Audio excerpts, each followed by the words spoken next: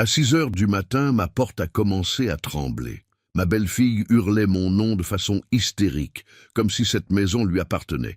J'avais changé toutes les serrures la nuit précédente. Quelques minutes plus tard, mon fils est arrivé avec une masse à la main. Je vais entrer de toute façon.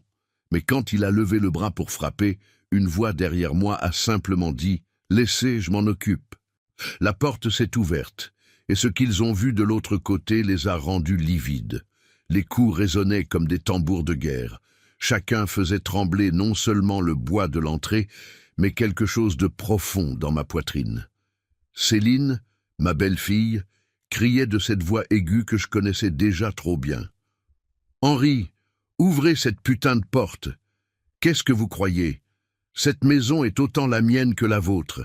J'étais de l'autre côté, pieds nus sur le parquet froid de mon salon, le cœur battant si fort que je sentais mon pouls dans mes tempes.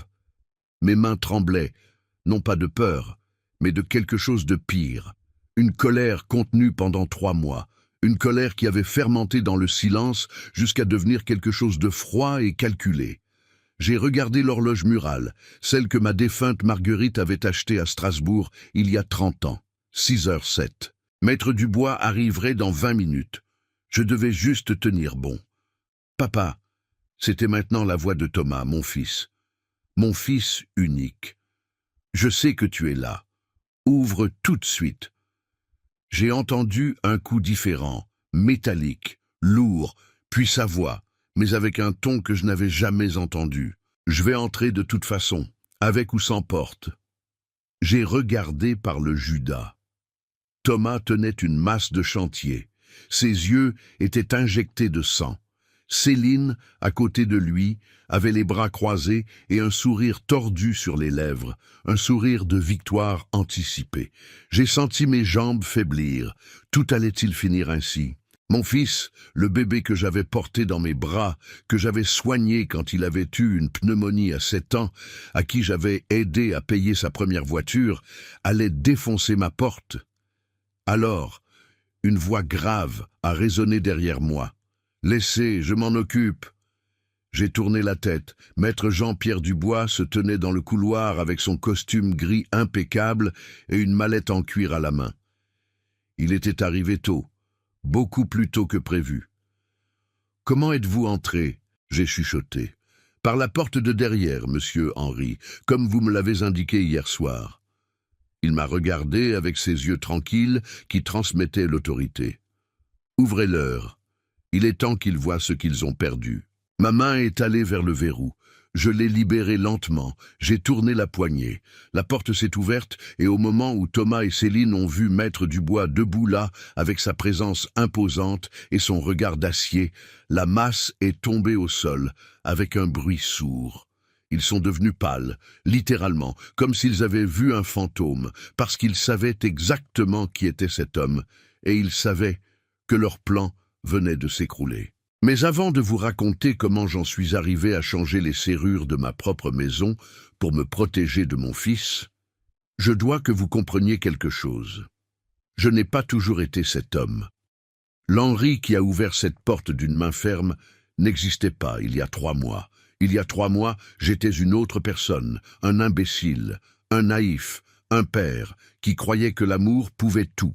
Si vous voulez savoir comment un homme de 72 ans est passé d'être la victime parfaite à fermer la porte au nez de sa propre famille, abonnez-vous à cette chaîne, car ce qui va suivre changera votre façon de voir l'amour paternel pour toujours. Maître Dubois n'a pas souri. Il n'en avait pas besoin. Sa simple présence suffisait à changer toute l'énergie de ce seuil. Il a fait un pas en avant, se plaçant à mes côtés, et a parlé de cette voix qui avait terrorisé des centaines d'escrocs dans les tribunaux. « Bonjour, Thomas. »« Céline. » Il a fait une pause délibérée. « Je suis navré de vous informer que vous n'avez plus l'autorité légale pour entrer dans cette propriété sans le consentement exprès du propriétaire. » Céline a été la première à réagir. Son visage est passé de la pâleur au rouge intense en quelques secondes. « Qui diable croyez-vous être? Nous vivons ici, nous avons des droits. » Maître Dubois a ouvert la mallette avec un calme exaspérant, a sorti un dossier jaune épais et en a extrait plusieurs documents. Le bruit du papier était la seule chose qu'on entendait en dehors de la respiration haletante de mon fils. Je suis maître Jean-Pierre Dubois, notaire public à Paris, 16e arrondissement.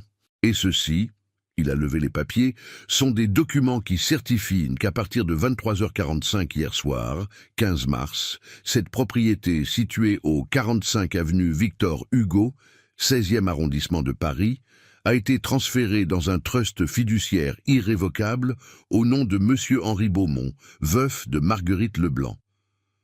Thomas a finalement trouvé sa voix. Elle semblait brisée, désespérée. « Papa, qu'est-ce que tu as fait ?» Je l'ai regardé. Je l'ai vraiment regardé. Et à ce moment-là, j'ai vu le garçon effrayé qui se cachait derrière moi quand sa mère le réprimandait. Mais j'ai aussi vu l'homme qui, il y a 2 semaines, avait dit à sa femme que j'avais assez vécu. Ce que j'aurais dû faire il y a 3 mois, Thomas. Me protéger de vous. Céline a lâché un rire hystérique. Se protéger, mais nous prenons soin de vous. Nous vous tenons compagnie. Sans nous, vous seriez seul, en train de mourir dans cette grande maison. Maître Dubois l'a interrompu sans élever la voix. Madame, je vous suggère de peser vos mots. Tout ce que vous direz en ce moment peut et sera utilisé contre vous si M. Henri décide de poursuivre en justice. En justice? Thomas a fait un pas en avant. Mais j'ai investi dans cette maison. J'ai payé la réparation du toit, j'ai payé la nouvelle chaudière. Cette maison est autant à moi qu'à lui.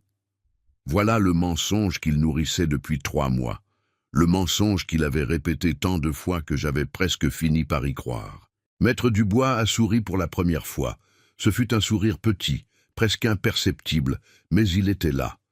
Ah, oui, intéressant, car selon les relevés bancaires que M. Henri m'a fournis, le toit a été réparé en août de l'année dernière avec 2100 € qu'il a retirés de son compte personnel. La chaudière a été installée en octobre, également payée par lui, pour la somme de 1800 €. Voulez-vous que je continue?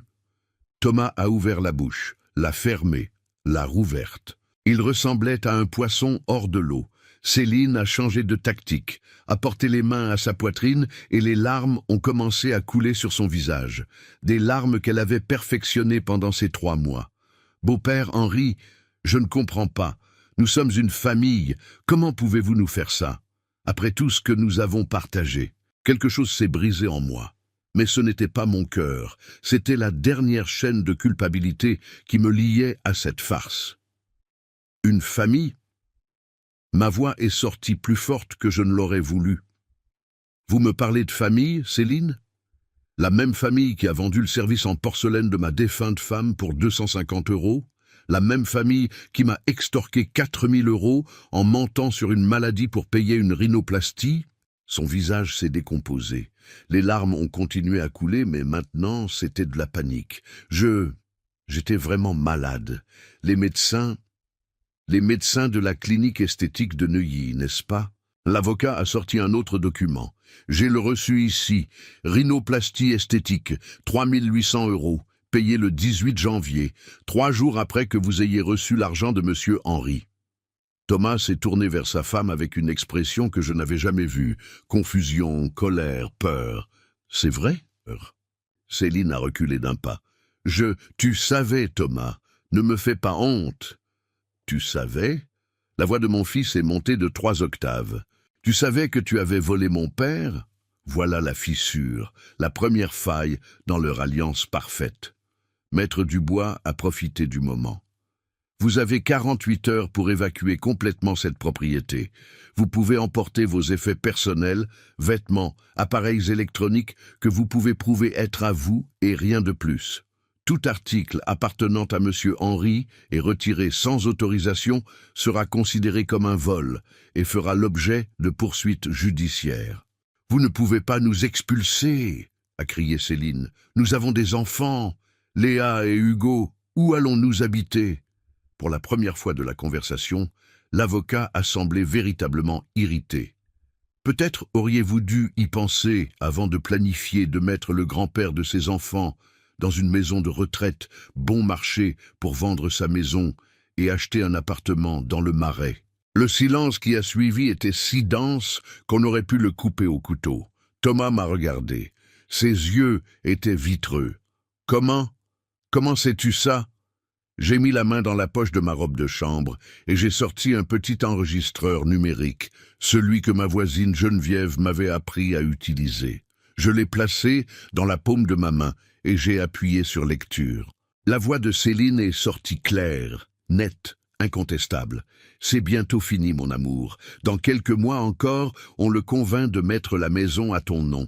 Il est vieux, seul, il a besoin de nous. Après, on pourra le mettre dans une maison de retraite pas chère et vendre cette propriété. Elle vaut facilement 600 000 €. De quoi acheter l'appartement dans le Marais qu'on veut. » Et puis la voix de Thomas. « Tu as raison, mon père a assez vécu. Nous méritons cette maison. » J'ai arrêté l'enregistrement. Thomas est tombé à genoux sur le seuil de l'entrée. Littéralement, ses jambes ne le soutenaient plus. « Papa, je ne voulais pas dire... » « Tu voulais. » J'ai dit avec un calme qui m'a surpris. « Tu l'as dit. Tu l'as pensé. Et tu allais le faire. » Céline a récupéré son sang-froid avec une rapidité impressionnante. Elle a pointé le doigt vers Thomas. C'était son idée. Je n'ai fait que suivre son plan. C'est lui qui m'a convaincu de tout. Et là, devant mes yeux, j'ai vu comment ils se détruisaient l'un l'autre. Thomas s'est relevé brusquement et l'a dévisagé. « Quoi, c'est toi qui as dit que mon père était un fardeau? C'est toi qui voulais l'appartement de luxe ?» Maître Dubois a fermé la mallette avec un clic sec. « Messieurs, dames, vos problèmes conjugaux ne me concernent pas. Ce qui me concerne, c'est de vous informer que vous avez jusqu'à mercredi, 17 mars, 18 h, pour abandonner cette propriété. Si vous ne le faites pas volontairement, nous procéderons à l'expulsion légale. Bonne journée. » Il s'est retourné et est entré dans la maison. Je l'ai suivi et avant de fermer la porte, j'ai regardé une dernière fois Thomas. Mon fils unique, pleurait en silence sur le seuil de la maison où je l'avais élevé. Et je n'ai rien ressenti. Enfin non, c'est un mensonge. J'ai ressenti du soulagement. J'ai fermé la porte et j'ai tiré le verrou. Maître Dubois m'a regardé depuis le couloir. « Vous allez bien, monsieur Henri ?» J'ai hoché lentement la tête, puis je me suis assis sur le canapé du salon, celui où Marguerite avait l'habitude de me lire des poèmes les dimanches après-midi. Et pour la première fois en 3 mois, j'ai respiré profondément. Mais vous devez vous demander comment tout en est arrivé à ce point. Comment un père en arrive-t-il à enregistrer son propre fils planifiant son exil? Pour comprendre cela, je dois vous ramener 3 mois en arrière. Au jour où j'ai ouvert la porte de ma maison et laissé entrer non seulement mon fils et sa famille, mais ma propre destruction. C'était un mardi, 12 décembre. Je m'en souviens parce que ce jour-là, j'étais allé tôt au marché de Saint-Germain acheter des fleurs fraîches pour mettre sur la photo de Marguerite. Il était à peine 11 h du matin quand mon téléphone a sonné. « Papa !» La voix de Thomas sonnait étrangement, éteinte. « Fils, qu'est-ce qui s'est passé? Tu vas bien? Je dois te parler. Je peux venir chez toi? C'est urgent. » Mon cœur s'est emballé. Quand un fils dit que quelque chose est urgent, un père imagine le pire. Accident, maladie, mort. Bien sûr, mon garçon. Viens quand tu veux. Tu veux que je prépare un déjeuner? Non, papa, j'ai juste besoin de te parler. Il a raccroché avant que je puisse en dire plus. Il est arrivé à 14 h. Il n'était pas seul. Céline était avec lui, et derrière eux, Léa et Hugo portaient de grands sacs à dos, des sacs qui semblaient pleins à craquer. « Bonjour, beau-père », a dit Céline avec ce sourire que je croyais alors être sincère. « Désolé de venir sans prévenir. Non, ne vous inquiétez pas, entrez. Vous voulez de l'eau, du café ?» Les enfants ont couru vers le jardin. Léa avait 12 ans. Et Hugo, 9, de bons enfants, toujours polis, bien que ces derniers temps je les voyais de moins en moins. Thomas s'est assis sur le canapé et s'est passé les mains sur le visage. Ce geste qu'il faisait depuis l'enfance, quand il était nerveux. « Papa, nous avons perdu l'appartement. » Les mots sont tombés comme des pierres dans un puits. « Comment ça, perdu ?» Céline s'est assise à côté de lui et a pris sa main. À ce moment-là, j'ai pensé que c'est bien qu'ils aient l'un l'autre dans les moments difficiles. Comme j'étais stupide. Nous avons eu des problèmes avec la banque, a expliqué Thomas sans me regarder dans les yeux. Nous n'avons pas pu payer l'hypothèque pendant 3 mois. Eh bien, ils ont saisi. Ils nous ont donné 2 semaines pour partir. J'ai porté la main à ma poitrine. Mon fils, mon Thomas, sans un toit. Mais pourquoi ne me l'avez-vous pas dit avant? J'aurais pu vous aider. Nous ne voulions pas vous inquiéter, beau-père, est intervenue Céline d'une voix douce. Vous avez déjà tant fait pour nous. Nous ne voulions pas être un fardeau. Vous n'êtes jamais un fardeau. Vous êtes ma famille.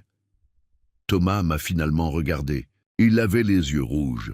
Papa, je dois te demander une énorme faveur, la plus grande que je t'ai jamais demandée. Tout ce que tu veux, mon fils, tout ce dont tu as besoin. Pouvons-nous rester ici? Juste temporairement. Le temps de trouver un autre endroit, peut-être 2 ou 3 mois maximum. Ma maison avait 4 chambres. Depuis que Marguerite était morte il y a 5 ans, je vivais seul dans cet espace immense qui me semblait soudain trop grand, trop silencieux. L'idée d'avoir ma famille près de moi, d'entendre des rires d'enfants, de cuisiner pour plus d'une personne. Bien sûr que vous pouvez rester aussi longtemps que nécessaire. Céline s'est levée brusquement et m'a serré dans ses bras. Elle sentait un parfum cher, trop cher pour quelqu'un qui venait de perdre sa maison. Merci, beau-père, vous ne savez pas ce que cela signifie pour nous. Les enfants ont crié de joie quand on leur a dit qu'ils allaient rester chez grand-père. Hugo a couru vers moi et m'a serré par la taille. Je peux avoir la chambre avec les étoiles au plafond, papy? C'était la chambre que Marguerite avait décorée quand Thomas était petit. Elle avait collé des autocollants qui brillaient dans le noir. Mon petit-fils s'en souvenait des rares fois où ils étaient venus me voir. Bien sûr, mon ange. Cet après-midi-là même, ils ont commencé à apporter leurs affaires. Des cartons, beaucoup de cartons, plus que ce qui pouvait tenir dans une camionnette. Thomas avait loué un petit camion. « Ah, tout ça est nécessaire ?» J'ai demandé en voyant la quantité d'objets. « C'est qu'on ne sait pas combien de temps on va rester, papa. On préfère avoir tout sous la main. » Ça avait du sens. Du moins, c'est ce que j'ai pensé. La première semaine a été agréable. Je cuisinais pour tout le monde. Les enfants faisaient leurs devoirs sur la table de la salle à manger. Thomas partait tôt chercher du travail. Céline restait à la maison. Elle disait que c'était pour s'occuper des enfants, bien qu'ils soient déjà assez grands pour ne pas avoir besoin de baby-sitter. Mais il y avait des petites choses, des choses qu'à ce moment-là j'ai ignorées. Céline a déplacé les meubles du salon pour avoir plus d'espace. Le fauteuil de Marguerite, celui où elle passait des heures à lire, s'est retrouvé relégué au garage. C'est qu'il est trop usé, beau-père. Ça fait mauvais genre, là. Elle a changé les serviettes de la salle de bain pour des nouvelles qu'elle avait achetées. Les miennes, brodées à la main par ma mère, elle les a rangées dans un carton. Celles-ci sont plus modernes. Vous devez vous mettre à jour, beau-père. Elle a aussi commencé à cuisiner, mais pas la nourriture que j'aimais. De la nourriture différente, avec des épices que je n'avais jamais utilisées. Et quand j'essayais de cuisiner quelque chose de traditionnel, elle soupirait. Ah, beau-père, tant de graisse, ce n'est bon pour personne. Un jour, 2 semaines après leur arrivée, je suis descendu prendre mon petit déjeuner et j'ai trouvé les rideaux de la salle à manger disparus. Où sont les rideaux? J'ai demandé. Céline préparait un smoothie dans le mixeur. Elle ne s'est même pas retournée. Je les ai enlevés. Ils bloquent la lumière naturelle.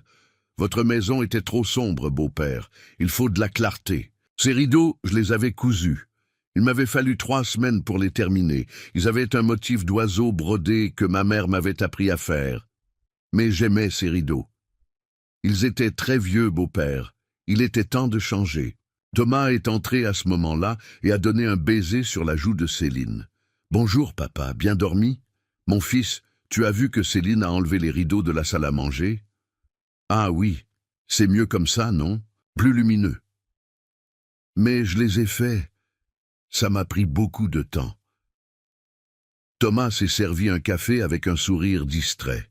« Papa, ne sois pas si sentimental. Ce ne sont que des rideaux. Céline a bon goût. Tu devrais lui faire plus confiance. » Je suis resté silencieux, debout dans la cuisine de ma maison, sentant que d'une certaine manière, c'était moi qui étais déplacé.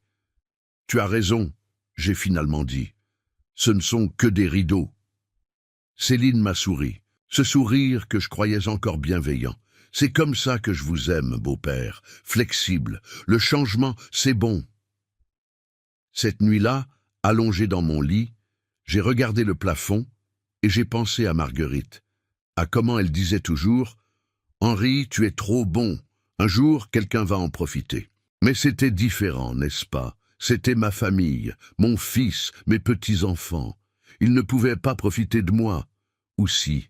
Ce que je ne savais pas à ce moment-là, c'est que les rideaux n'étaient que le début. Céline n'était pas venue dans ma maison pour rester temporairement. Elle était venue pour la transformer en la sienne. Et chaque jour qui passait, je disparaissais un peu plus, jusqu'à ce qu'il ne reste presque plus rien de moi. Le vrai changement a commencé la 3e semaine.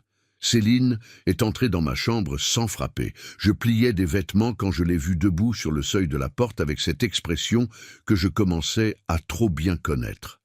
Détermination déguisée en préoccupation. « Beau-père, nous devons parler de cette chambre. » Ma chambre. Qu'est-ce qu'elle a? Elle est entrée et a marché autour, touchant les choses. La coiffeuse ancienne en acajou, le miroir avec cadre doré, la photographie de notre mariage sur le mur. C'est qu'elle est trop chargée, trop encombrée. Ce n'est pas sain pour vous d'avoir autant de désordre. J'ai regardé autour de moi. Ma chambre n'était pas en désordre. Chaque chose était à sa place. Chaque objet avait une histoire. Elle n'est pas en désordre, Céline. Elle est vécue. C'est exactement le problème. Elle s'est assise sur mon lit comme si c'était le sien. Vous vivez dans le passé, entouré de choses de votre femme qui n'est plus là. Ce n'est pas sain. Vous devez vous détacher, aller de l'avant. Ces mots m'ont blessé comme une gifle. Marguerite a été ma femme pendant 42 ans. Je ne vais pas me détacher de mes souvenirs. Je ne vous demande pas de les oublier, beau-père, juste de les ranger, de faire de la place pour le présent, pour nous. Le lendemain, pendant que j'étais sorti pour la messe, Céline a organisé le salon. Quand je suis rentré, les photographies de Marguerite qui étaient sur la cheminée avaient disparu. À leur place, il y avait des bougies parfumées et une plante artificielle. Où sont les photos de Marguerite? Je les ai rangées dans un carton dans votre armoire, beau-père. Comme ça, elles sont mieux protégées de la poussière. Je ne veux pas qu'elles soient protégées de la poussière. Je veux les voir. Céline a soupiré avec cette patience exagérée qu'on utilise avec les petits-enfants. Beau-père, vous ne pouvez pas transformer votre maison en sanctuaire. Votre femme repose en paix. Vous devez vivre. Je suis allé à mon armoire, j'ai trouvé le carton. Mais elle n'y était pas toute. Il en manquait une, ma préférée. Marguerite et moi à Biarritz, lors de notre lune de miel. Elle me portait dans ses bras pendant que les vagues mouillaient nos pieds. « Céline, il manque une photo. » « Laquelle ?»« Celle de Biarritz, celle avec le cadre argenté. »« Ah, celle-là est tombée et le verre s'est cassé. Je l'ai jetée. »« Tu l'as jetée ?»« Le cadre était rouillé de toute façon, beau-père. Il ne servait plus. » J'ai senti quelque chose se briser dans ma poitrine. Pas le cadre, la photo.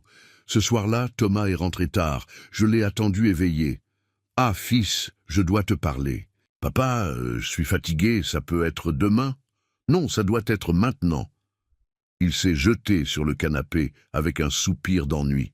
« D'accord. Qu'est-ce qui se passe ?»« Céline, jette les affaires de ta mère. Elle a changé toute la maison et je me sens comme un étranger dans ma propre maison. » Thomas n'a même pas levé les yeux de son téléphone. « Papa, Céline essaie juste d'aider. Cette maison était trop abandonnée, trop ancienne. Ben, c'est ma maison, Thomas, et je l'aimais comme elle était. Eh bien, peut-être que tu avais besoin que quelqu'un te montre qu'il existe d'autres façons de vivre. » Il a finalement levé les yeux. « Tu sais quel est ton problème, papa? C'est que tu t'accroches trop au passé. Maman est morte il y a 5 ans. Il est temps que tu passes à autre chose. » Ces mots m'ont transpercé comme des couteaux. Passer à autre chose signifie oublier ta mère. Ça signifie arrêter de vivre dans un musée. Il s'est levé. Céline, essaie de moderniser les choses. Tu devrais être reconnaissant que quelqu'un se soucie de toi. Et il est allé se coucher. Je suis resté assis dans l'obscurité du salon, avec les bougies parfumées de Céline, embaumant l'air d'une odeur qui n'était pas celle de ma maison. Et pour la première fois depuis qu'ils avaient emménagé, j'ai pleuré. Mais le pire n'était pas encore arrivé. Une semaine plus tard, Céline est entrée dans la cuisine avec un immense sourire.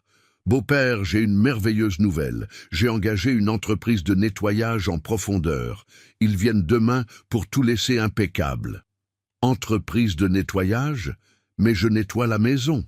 Beau-père, avec tout le respect que je vous dois, vous nettoyez à l'ancienne. Nous avons besoin d'une désinfection professionnelle. Ne vous inquiétez pas, je paie.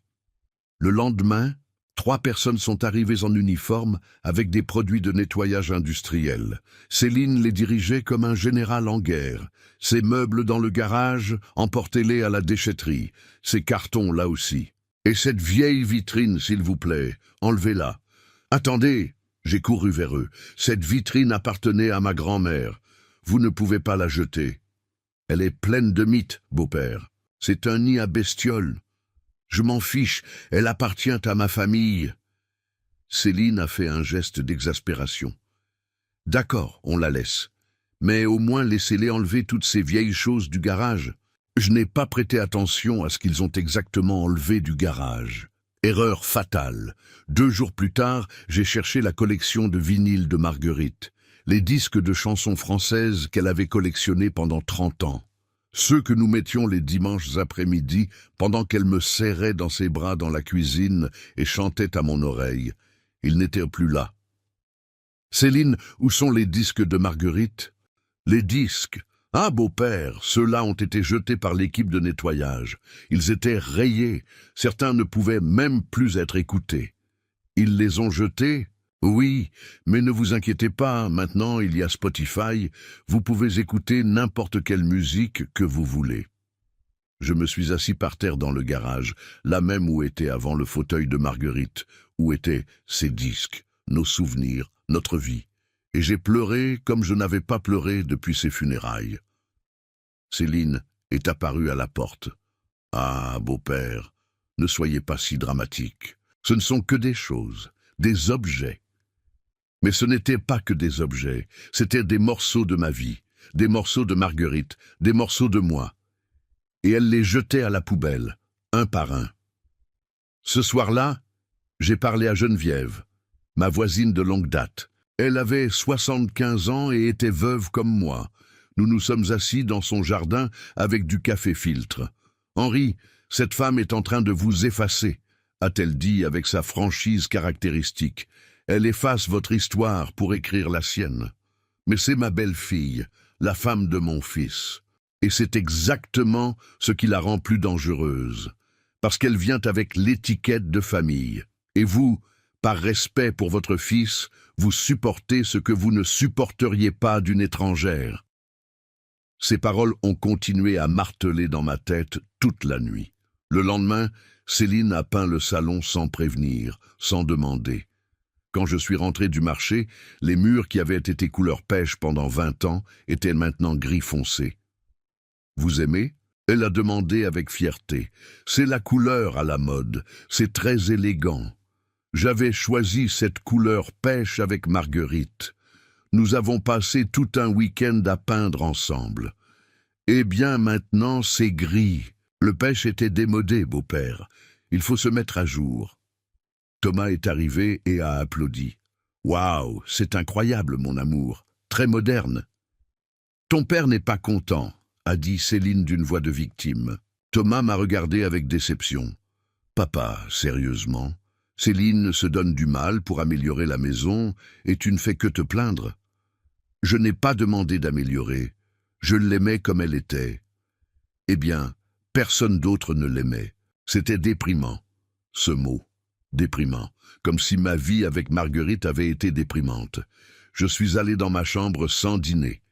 Et cette nuit-là, allongé dans le noir, j'ai réalisé quelque chose de terrible.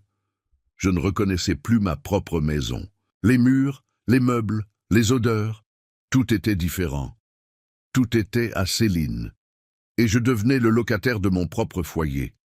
Mais si vous pensiez que perdre mes souvenirs était la pire chose que Céline m'avait faite, vous vous trompez. Parce que ce qui est venu après n'était pas seulement voler des objets. C'était voler quelque chose de beaucoup plus précieux. Et quand j'ai découvert, j'ai compris que ma belle-fille n'était pas seulement manipulatrice. Elle était une voleuse. Et mon fils, mon propre fils, le savait. C'était un jeudi après-midi, 18 janvier. Je me souviens de la date exacte parce que c'était l'anniversaire de ce qui aurait été le 78e anniversaire de Marguerite. Si elle avait été en vie, j'aurais toujours mis des fleurs fraîches sur sa photographie ce jour-là. Mais la photographie n'était plus dans le salon. Elle était rangée dans un carton, dans mon armoire. Je suis descendu à la cuisine pour préparer un thé. J'avais besoin de quelque chose pour me calmer. Ces derniers jours, j'avais mal dormi. Des cauchemars où ma maison devenait de plus en plus petite et je ne trouvais pas la sortie. Céline était dans la salle à manger avec son ordinateur portable ouvert. Elle parlait au téléphone avec quelqu'un. Oui, je l'ai encore. C'est de la porcelaine de Limoges authentique, ancienne. Elle a des détails en or 24 carats. Une pause. Non, ce n'est pas volé, ça vient de ma famille. Autre pause. 250 €, c'est beaucoup trop peu. Ça vaut au moins 600. Je me suis approché. Sur l'écran de son ordinateur, il y avait des photographies de mon service, en porcelaine. Le service de porcelaine de Limoges que Marguerite m'avait offert pour notre 30e anniversaire. Elle l'avait acheté lors d'un voyage à Limoges. Elle avait économisé pendant des mois pour le payer. Chaque assiette avait des fleurs de cerisier peintes à la main. Chaque tasse avait le bord doré. Le service complet, 12 assiettes creuses, 12 assiettes plates, 12 tasses avec leur soucoupe. Nous ne l'utilisions jamais. C'était trop précieux. Je le gardais dans la vitrine du salon juste pour l'admirer. Céline.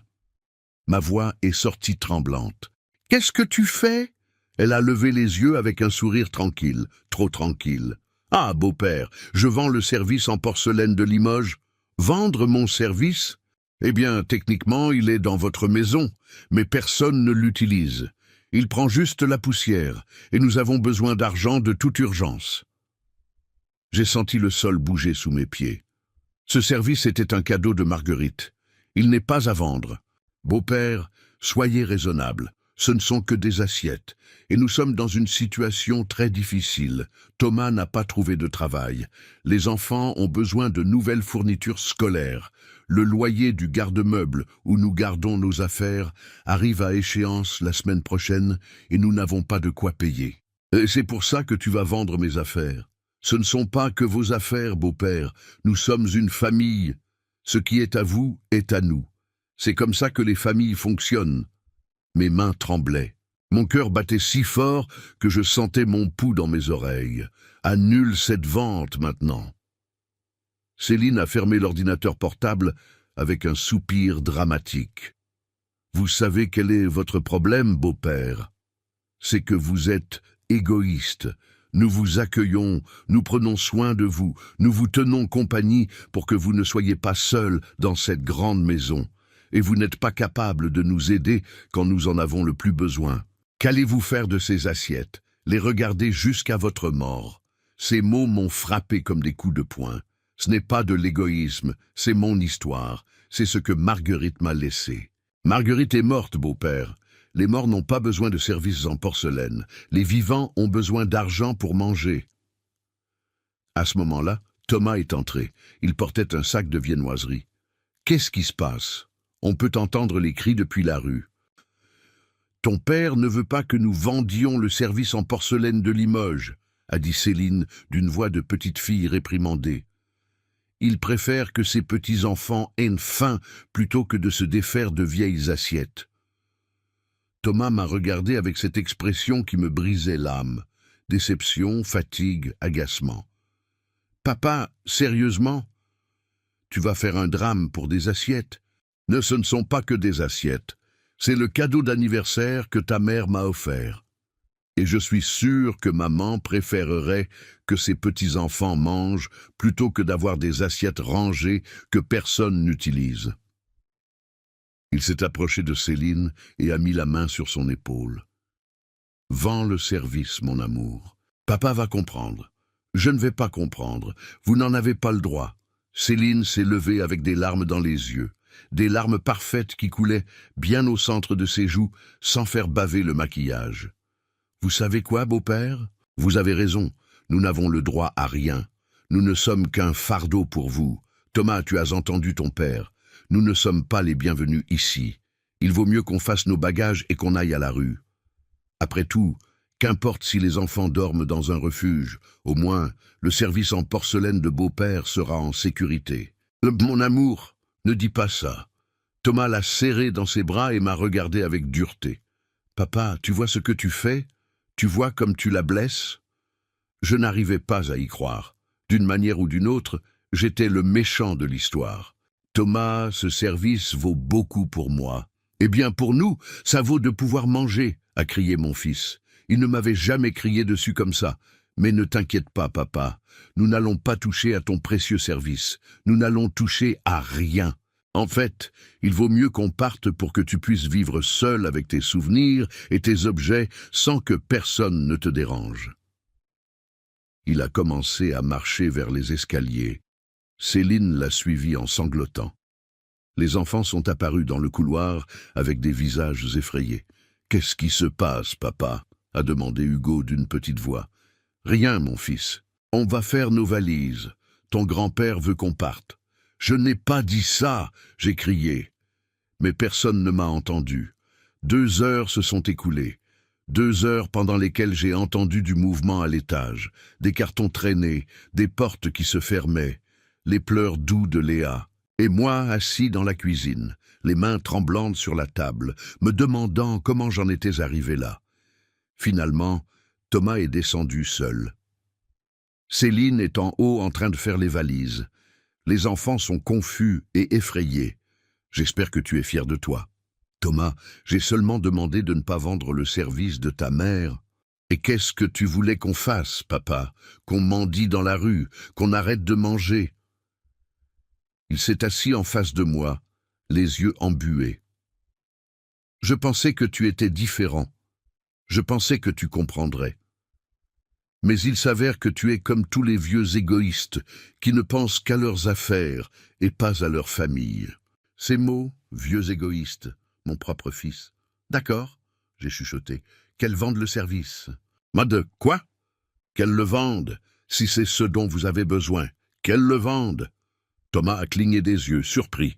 Puis son visage s'est adouci et il a pris mes mains. Papa, je savais que tu comprendrais. Merci, merci. Je promets que quand j'aurai du travail, je t'achèterai un autre service identique. Il est monté les escaliers en courant, criant « Mon amour, papa a dit oui, nous pouvons rester !» Cette nuit-là, allongé dans mon lit, j'ai regardé la vitrine vide du salon. Céline avait emballé le service immédiatement, comme si elle avait peur que je change d'avis. 1500 €, c'était la valeur de ce service.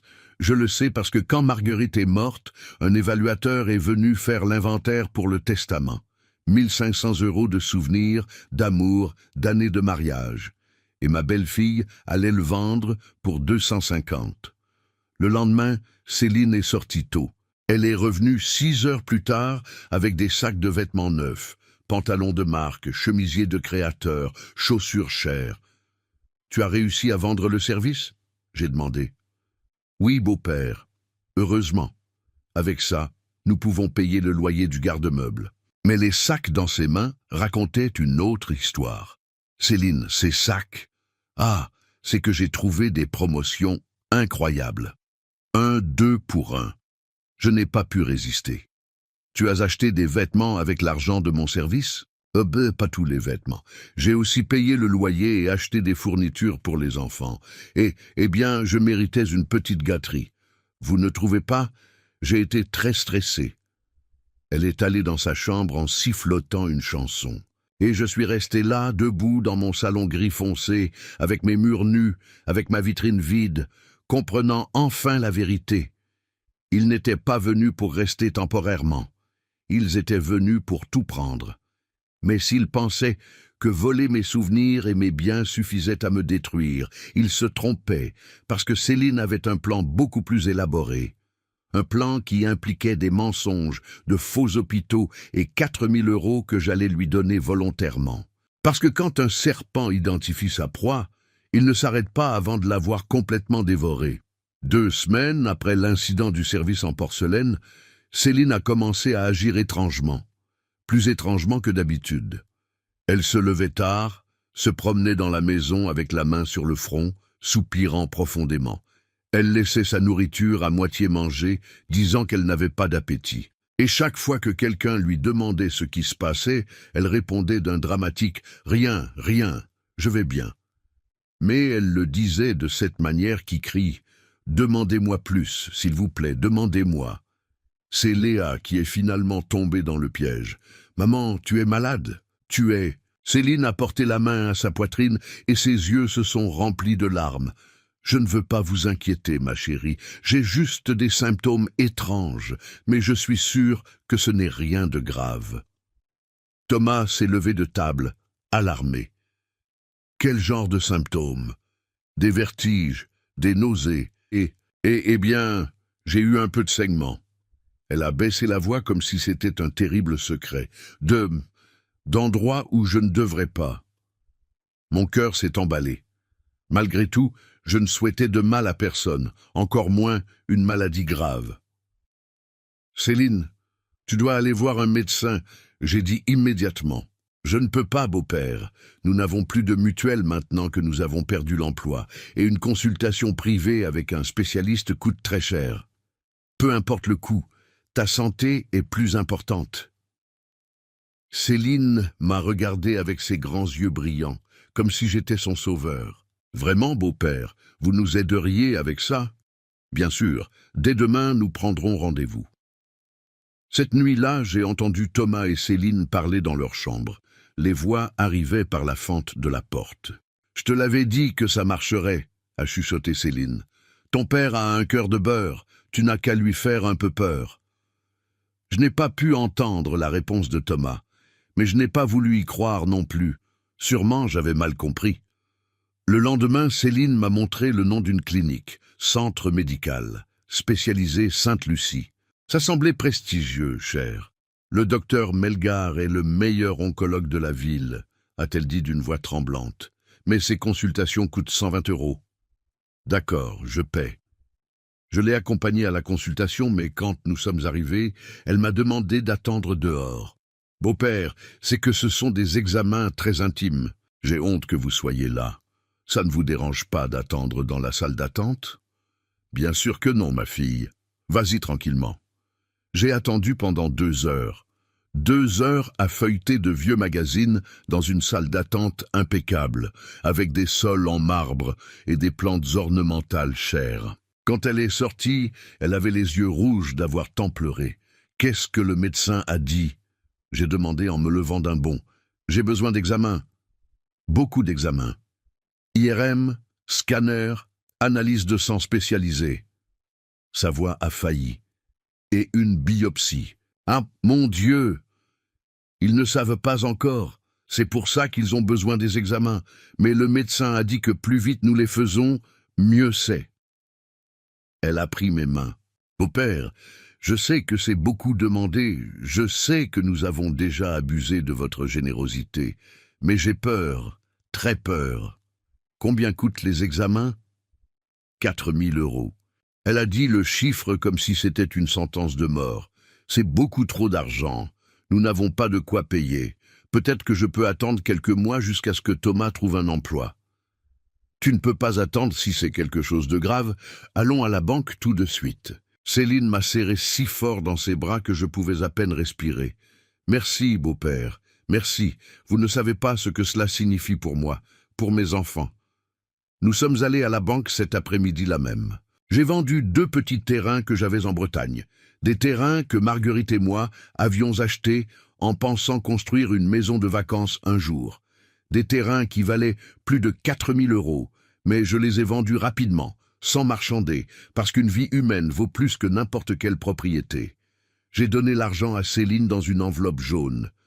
Que Dieu te bénisse, ma fille, et que tout se passe bien. » Elle a pleuré dans mes bras, des larmes que j'ai cru à l'époque être sincères. Pendant les 2 semaines suivantes, Céline sortait tôt pour faire les examens. Elle revenait fatiguée, pâle, avec des histoires d'aiguilles, de machines et de médecins inquiets. « Il y a déjà des résultats ?»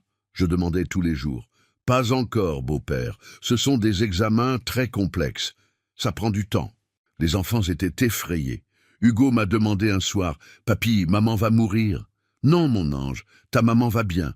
Les médecins vont la guérir. » Mais à l'intérieur, j'avais peur aussi. Et puis est arrivé ce mardi 5 février, jour du marché en plein air dans le quartier.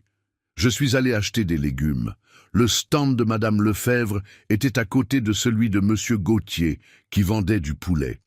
Et là, au milieu de la conversation sur le prix des tomates, Madame Lefebvre m'a dit « Écoutez, Henri, j'ai vu votre belle-fille l'autre jour au centre commercial des Champs-Élysées.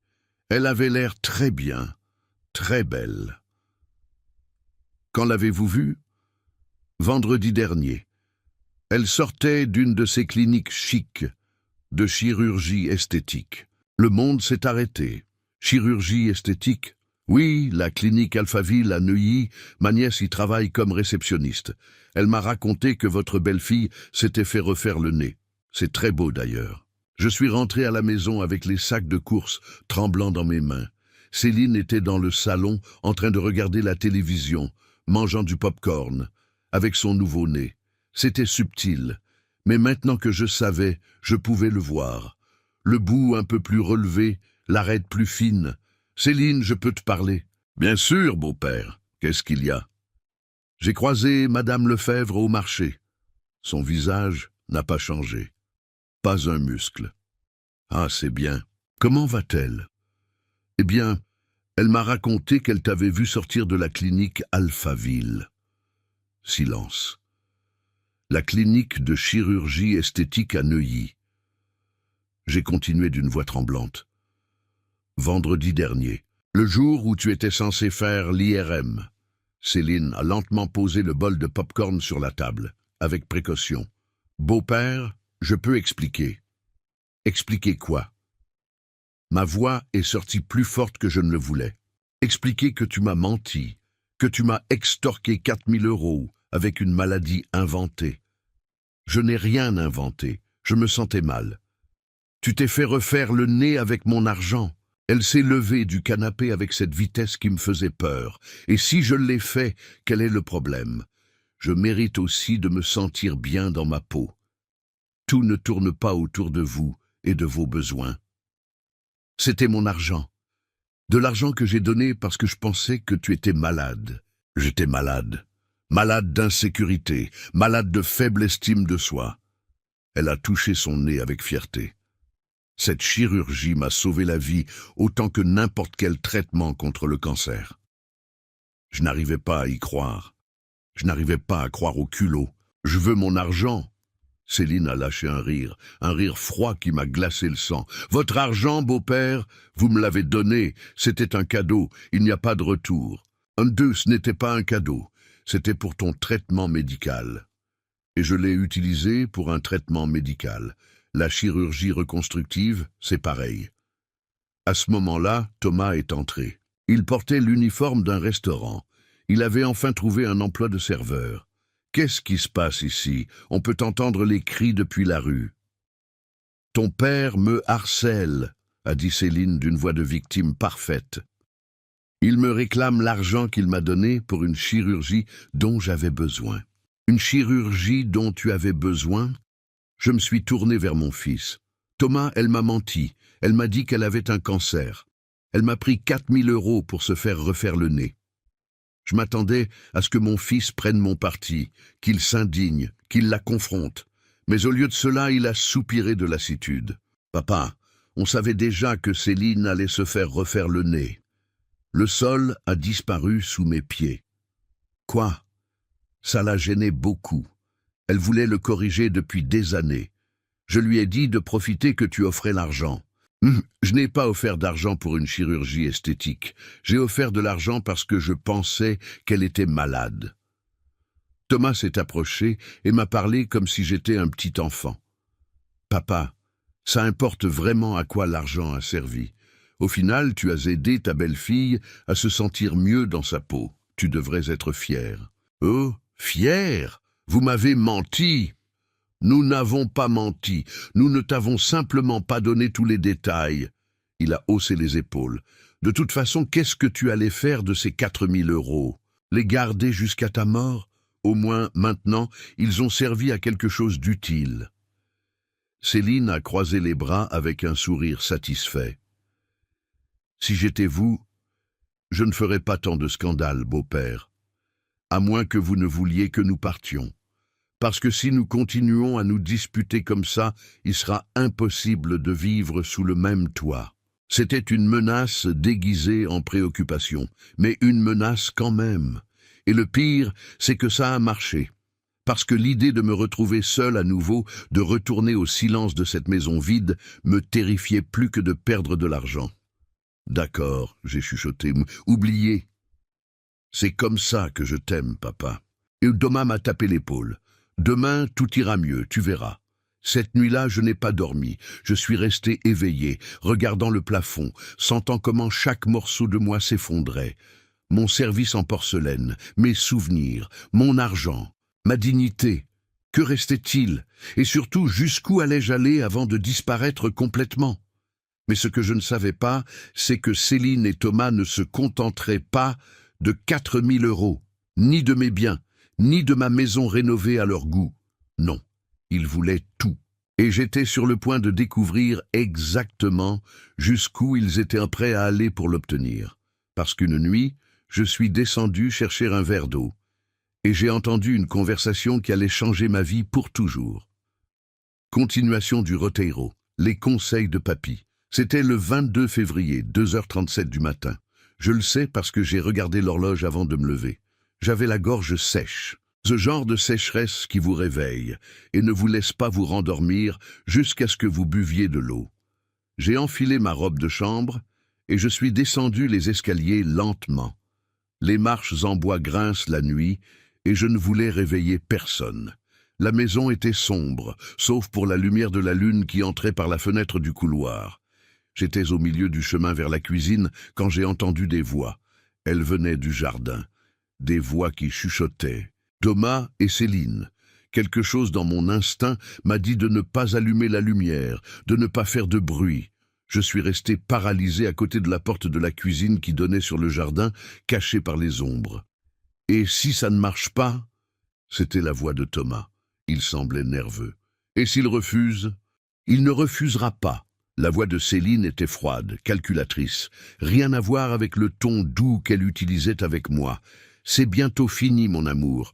Nous avons juste besoin de quelques mois encore. Quelques mois de quoi? De l'amadouer.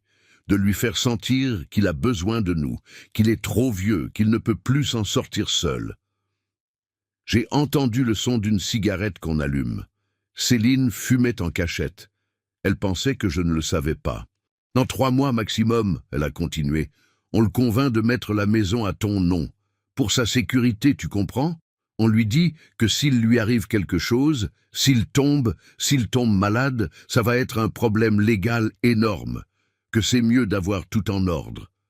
Mon cœur a commencé à battre si fort que j'ai eu peur qu'il l'entende. Et s'il se méfie?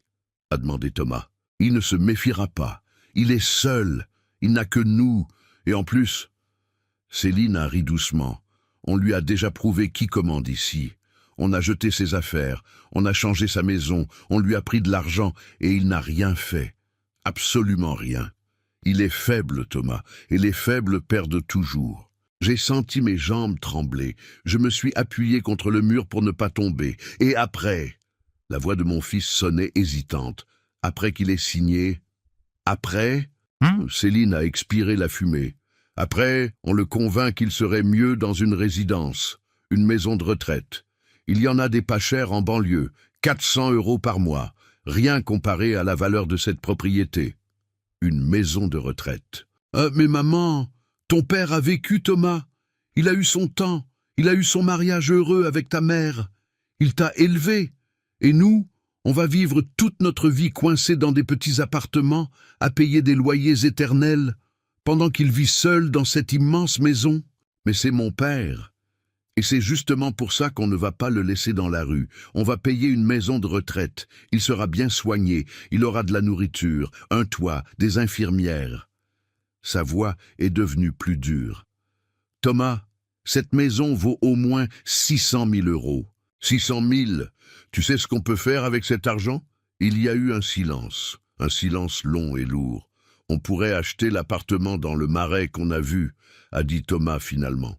Sa voix ne semblait plus hésitante. Elle semblait excitée. Celui de 3 chambres, avec vue sur le parc. Exactement. Et il restera de quoi monter une affaire, ou investir, ou ce qu'on voudra. Céline a jeté sa cigarette par terre et l'a écrasée avec le pied. Ton père n'a pas besoin de tout cet espace. Nous, on en a besoin. On a des enfants. On a un avenir. Lui n'a que du passé.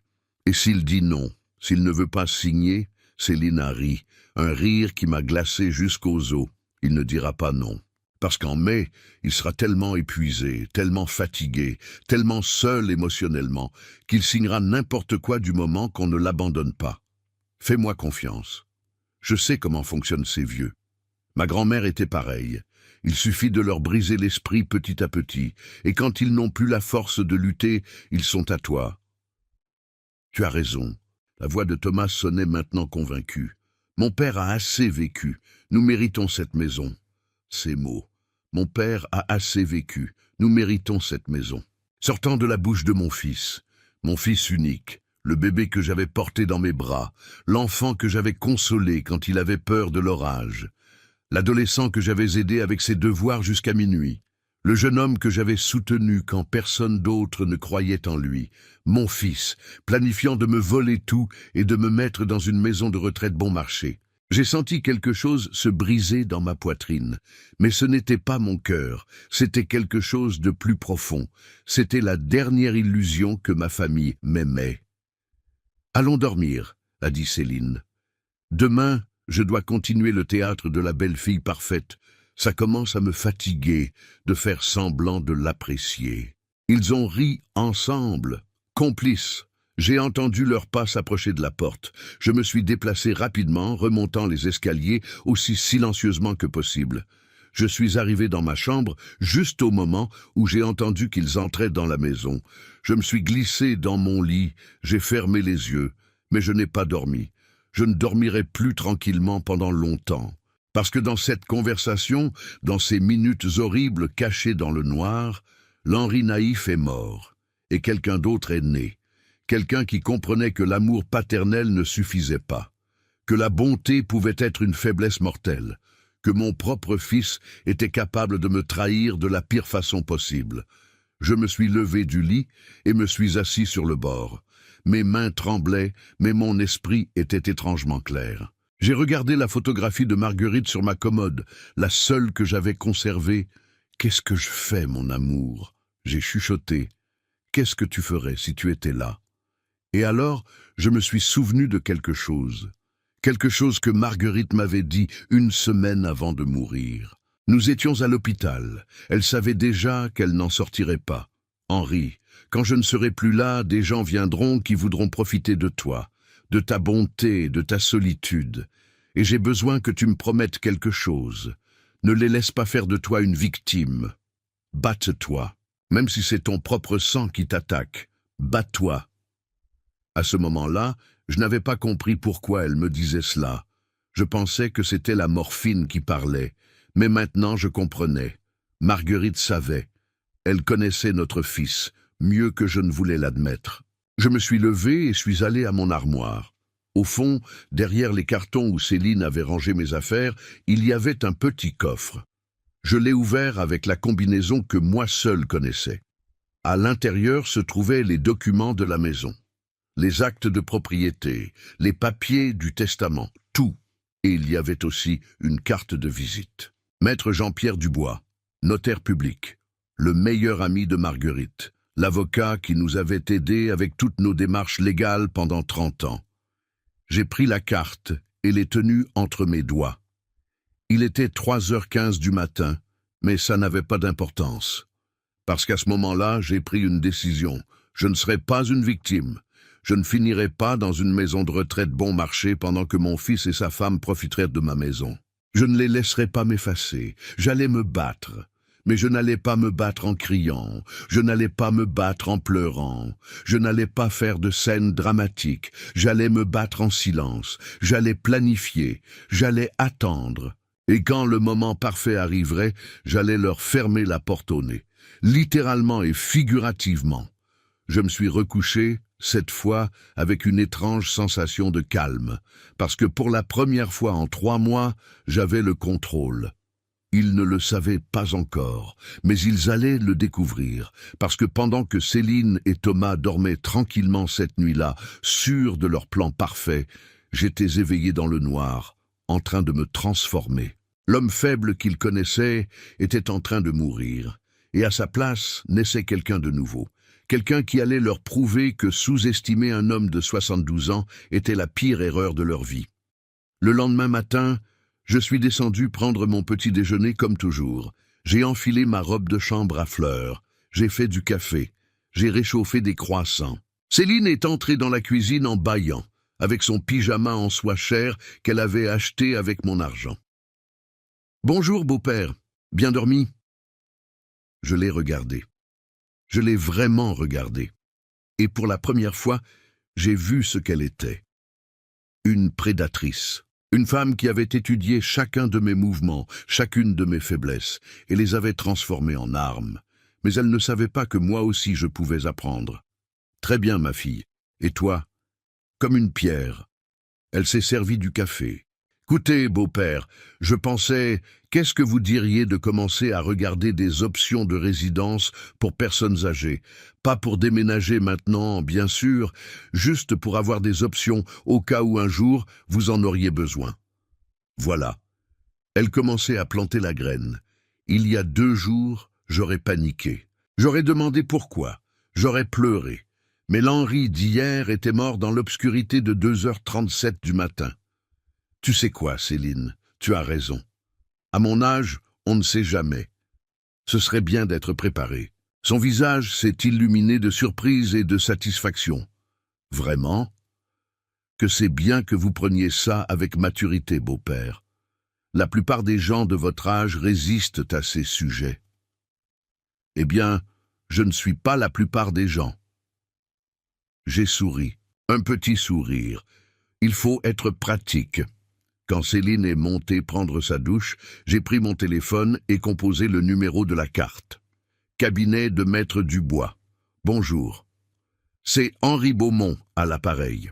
J'ai besoin de prendre un rendez-vous urgent avec Maître Dubois, mais que ce soit à son bureau, pas chez moi.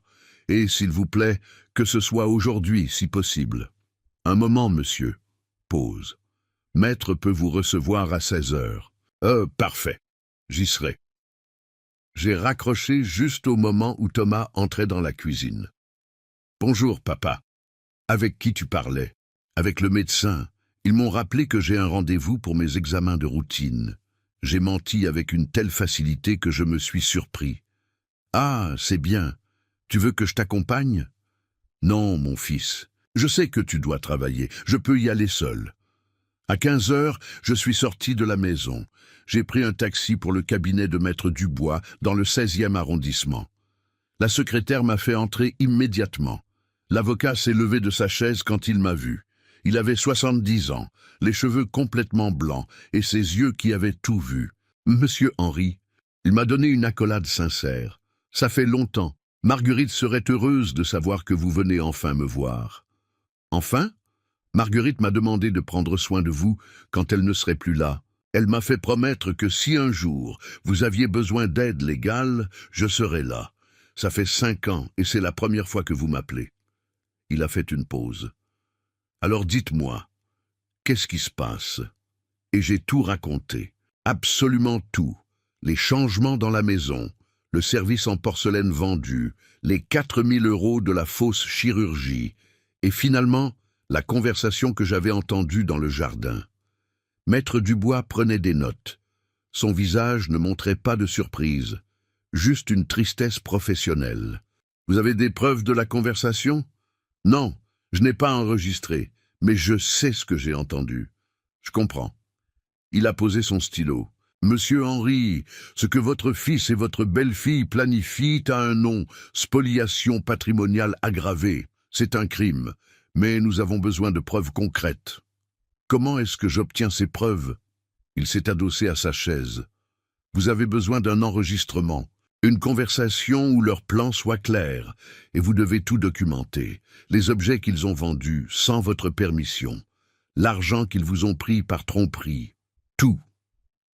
J'ai les reçus bancaires des 4000 € et des photos du service en porcelaine avant qu'ils ne le vendent. Excellent, c'est un début. Maintenant, concernant la maison. Il a pris un dossier et a commencé à m'expliquer les options légales. Fiducie, testament de vie, acte avec verrou juridique. Ce que je recommande, c'est de créer une fiducie irrévocable. La maison reste à votre nom sous protection légale. Vous pouvez y vivre aussi longtemps que vous le souhaitez et vous pouvez désigner des bénéficiaires qui ne recevront la propriété que sous des conditions spécifiques que vous établissez. Comme? Quelles conditions? Comme les bénéficiaires ne peuvent recevoir la maison qu'après un certain âge, ou qu'ils ne pourront jamais la vendre, ou que si vous êtes interné dans une maison de retraite sans consentement, la fiducie sera annulée et la maison passera à quelqu'un d'autre. Une étincelle d'espoir s'est allumée dans ma poitrine. Et mon fils ne pourrait rien faire? Absolument rien. Une fois la fiducie établie, même un juge ne peut la modifier sans votre consentement explicite. Combien de temps ça prend? Si vous m'autorisez, je peux avoir les documents prêts en 1 semaine, mais j'ai besoin que vous m'apportiez les actes originaux. Je les ai chez moi, dans un coffre. Parfait. Et encore une chose, monsieur Henry. Il s'est penché en avant. J'ai besoin que vous agissiez normalement, que vous n'éveilliez pas les soupçons, que vous continuiez à être le même Henry qu'ils connaissent. Parce que s'ils se doutent que vous planifiez quelque chose, ils vont accélérer leur plan. Et ça nous complique les choses. Je peux le faire. Je sais que vous le pouvez. Marguerite m'a toujours dit que vous étiez beaucoup plus fort que vous n'en aviez l'air. Simplement, vous n'aviez jamais eu besoin de le prouver. Je suis sorti du cabinet avec un dossier plein de documents, et pour la première fois en des mois, avec quelque chose que j'avais oublié qui existait, l'espoir. Mais je suis aussi sorti avec une mission. J'avais besoin de cet enregistrement. Ce soir-là, pendant le dîner, j'ai agi parfaitement normalement. J'ai souri. J'ai servi la nourriture. J'ai demandé à chacun comment s'était passée sa journée. Céline m'a regardé avec approbation. « Vous semblez content aujourd'hui, beau-père. Il s'est passé quelque chose de bien? Juste que le médecin a dit que je suis en très bonne santé pour mon âge. J'ai encore des années devant moi. » J'ai vu comment son sourire s'est figé pendant une fraction de seconde. Des années devant moi ne faisaient pas partie de leur plan. Que c'est bien, beau-père, que c'est bien. Le lendemain, je suis allé voir Geneviève, ma voisine. Geneviève, j'ai besoin de ton aide. Tout ce que tu veux, Henry. De quoi as-tu besoin? J'ai besoin d'apprendre à utiliser un de ces petits enregistreurs qu'on peut cacher. Geneviève n'a pas posé de questions. Elle me connaissait depuis 30 ans. Elle savait que si je demandais quelque chose comme ça, c'était pour une bonne raison. Mon petit-fils m'en a donné un l'année dernière parce que j'ai peur d'oublier les choses. Je ne l'ai jamais utilisé. Et il est à toi. Elle m'a appris à l'utiliser. Il était de la taille d'une clé USB. Il pouvait être caché n'importe où et enregistré avec une clarté impressionnante. Merci, mon ami. Tu as des problèmes? J'avais des problèmes. Maintenant, je cherche des solutions. Pendant la semaine suivante, je suis allé 3 fois de plus au cabinet de l'avocat. J'ai apporté les actes. J'ai signé des documents. J'ai établi la fiducie. Et chaque nuit, je laissais l'enregistreur allumé dans différents endroits de la maison. Dans le salon, dans la salle à manger, dans le jardin. J'ai enregistré des conversations de Thomas et Céline parlant d'accélérer le processus, de presser plus le vieux, de combien de temps encore ils allaient tolérer de vivre là, et finalement, une nuit, j'ai enregistré de l'or pur. Ils étaient dans leur chambre. Ils pensaient que je dormais déjà. L'enregistreur était caché derrière un vase de fleurs dans le couloir, juste devant leur porte. Céline a dit, d'une voix claire et audible, « C'est bientôt fini, mon amour. Dans quelques mois encore, on le convainc de mettre la maison à ton nom. Il est vieux, seul, il a besoin de nous. Après, on pourra le mettre dans une maison de retraite pas chère et vendre cette propriété. Elle vaut facilement 600 000 €, de quoi acheter l'appartement dans le Marais qu'on veut. » Et Thomas a répondu, « Tu as raison, mon père a assez vécu, nous méritons cette maison. » C'était presque identique à la conversation que j'avais entendue des semaines auparavant. Mais maintenant, je l'avais enregistrée, avec date, avec heure, avec leur voix incontestable. Le lendemain, j'ai apporté l'enregistrement à Maître Dubois. Il l'a écouté en entier, 2 fois. Puis il a hoché la tête. « C'est suffisant, plus que suffisant.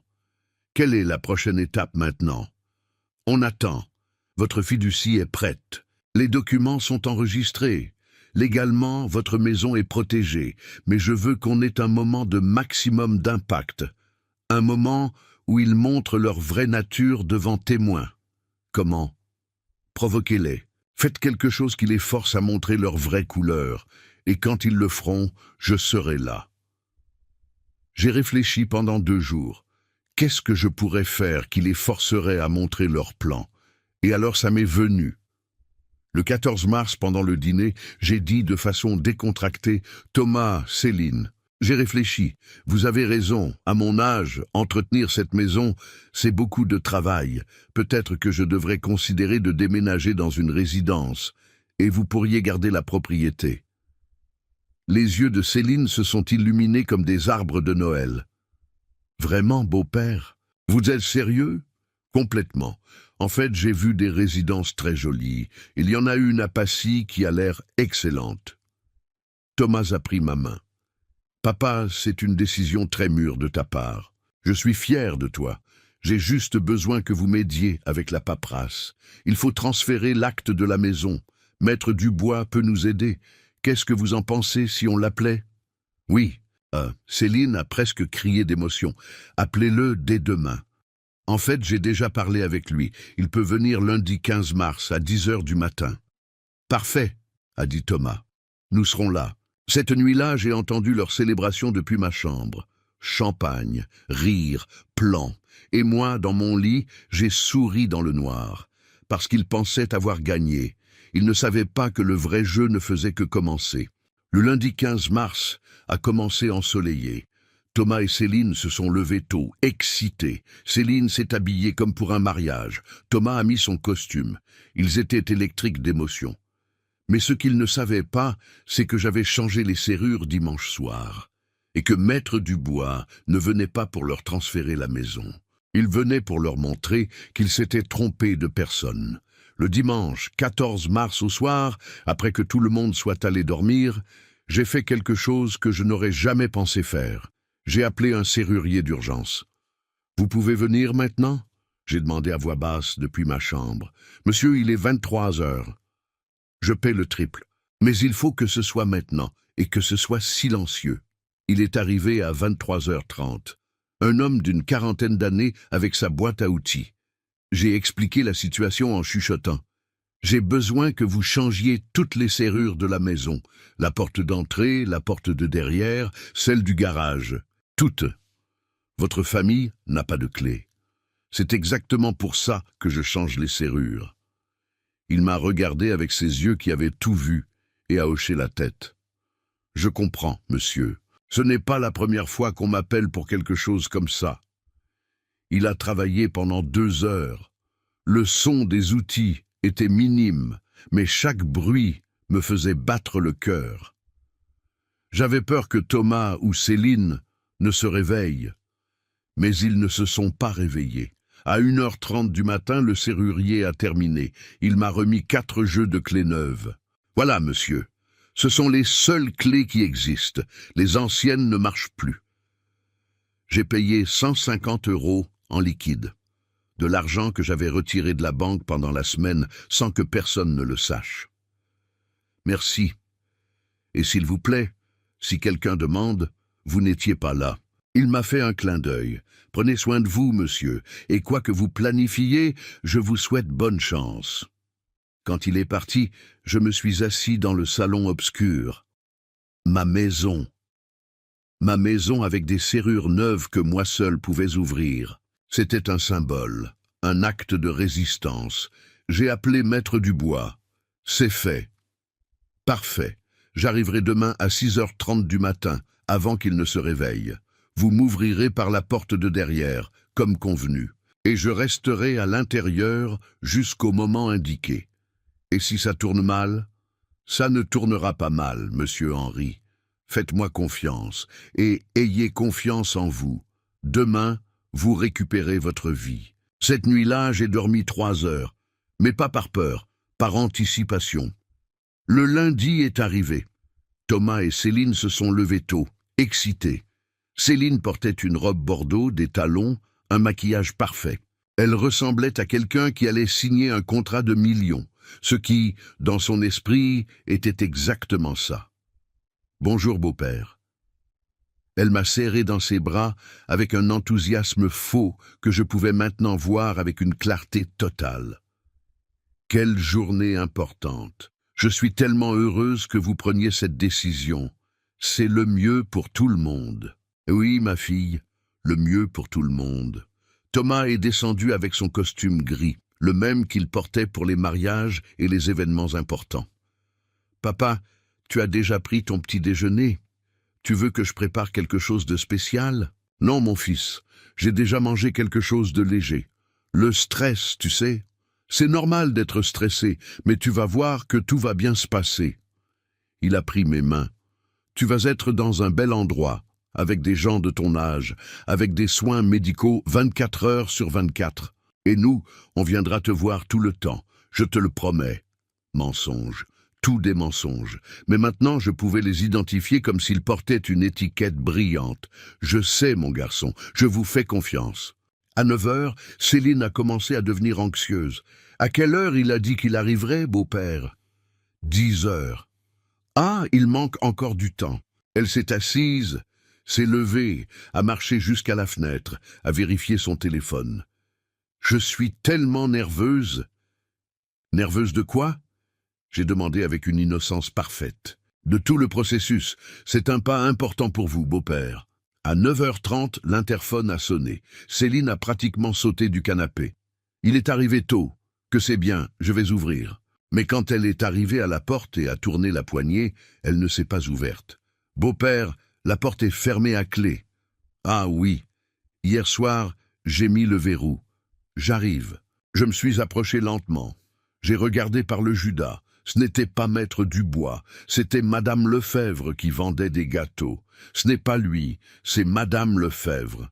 « Vous n'allez pas ouvrir ?»« Non, j'ai déjà pris mon petit déjeuner, merci. » Céline m'a regardé bizarrement, mais n'a rien dit. À 10 heures pile, l'interphone a de nouveau sonné. Cette fois, c'était l'avocat, mais il était accompagné d'un homme plus jeune avec une mallette. Thomas et Céline ont pratiquement couru vers la porte. « Beau-père, ouvrez, ils sont arrivés. » Mais je n'ai pas bougé. « Beau-père, qu'est-ce que vous faites? Ouvrez pour eux. Dans un moment. » « Dans un moment? Ils sont en train de sonner à l'interphone ?» Thomas s'est approché et a essayé d'ouvrir, a tourné la poignée. Rien, a essayé avec sa clé. Ça n'a pas marché. « Papa, ma clé ne marche pas. »« Ah, c'est vrai, j'ai oublié de dire. J'ai changé les serrures hier soir. » Hein? Silence absolu. « Quoi ?» Céline m'a regardé avec des yeux écarquillés. « Pourquoi auriez-vous changé les serrures ?»« Pour la sécurité. À mon âge, on ne sait jamais. » L'interphone continuait de sonner, maintenant avec insistance. « Beau-père, ouvrez cette putain de porte !» a crié Céline. « Ne me parlez pas comme ça, Céline. Ouvrez la porte !» Thomas a essayé de se calmer. « Papa, s'il te plaît, Maître est dehors, on va signer les papiers. Tu te souviens ?»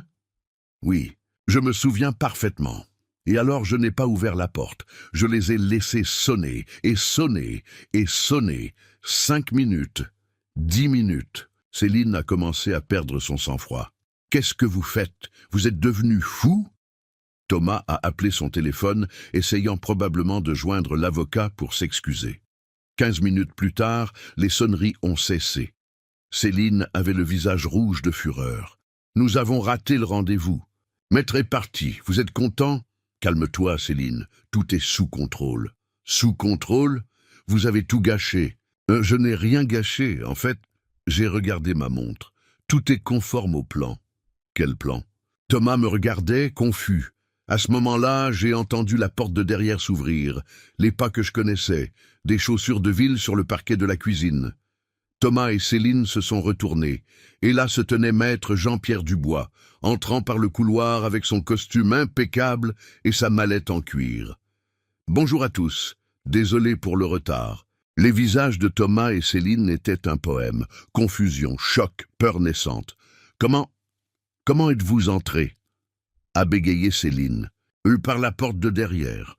Monsieur Henri m'a donné accès il y a quelques minutes. » Thomas m'a regardé. « Papa, qu'est-ce qui se passe ?»« Asseyez-vous. » J'ai dit avec un calme que je ne savais pas avoir. « Il est temps que nous parlions, vraiment, sans mensonge. » Sans mensonge? Céline a lâché un rire nerveux. « Nous ne vous avons jamais menti, beau-père. »« Ah non? J'ai sorti mon petit enregistreur de la poche de ma veste. Alors expliquez-moi ça. » J'ai appuyé sur lecture. La voix de Céline a rempli le salon. « C'est bientôt fini, mon amour. Dans quelques mois encore, on le convainc de mettre la maison à ton nom. Il est vieux, seul, il a besoin de nous. Après, on pourra le mettre dans une maison de retraite pas chère et vendre cette propriété. Elle vaut facilement 600 000 €. De quoi acheter l'appartement dans le Marais qu'on veut. » Le visage de Céline est devenu blanc comme du papier. Et puis la voix de Thomas. « Tu as raison, mon père a assez vécu, nous méritons cette maison. » Thomas est tombé sur le canapé, littéralement. Ses jambes ne le soutenaient plus. « Papa, tu peux m'expliquer ça, mon fils ?» Ma voix n'a pas tremblé, mes mains n'ont pas tremblé, je n'ai pas tremblé. Tu peux m'expliquer comment je mérite d'être dans une maison de retraite bon marché pendant que tu vis dans ma maison? Céline a récupéré son sang-froid avec une rapidité impressionnante. Elle était une survivante, une combattante, mais cette fois, elle menait une bataille perdue. Cet enregistrement est illégal. Vous ne pouvez pas l'utiliser. Maître Dubois est intervenu d'une voix professionnelle.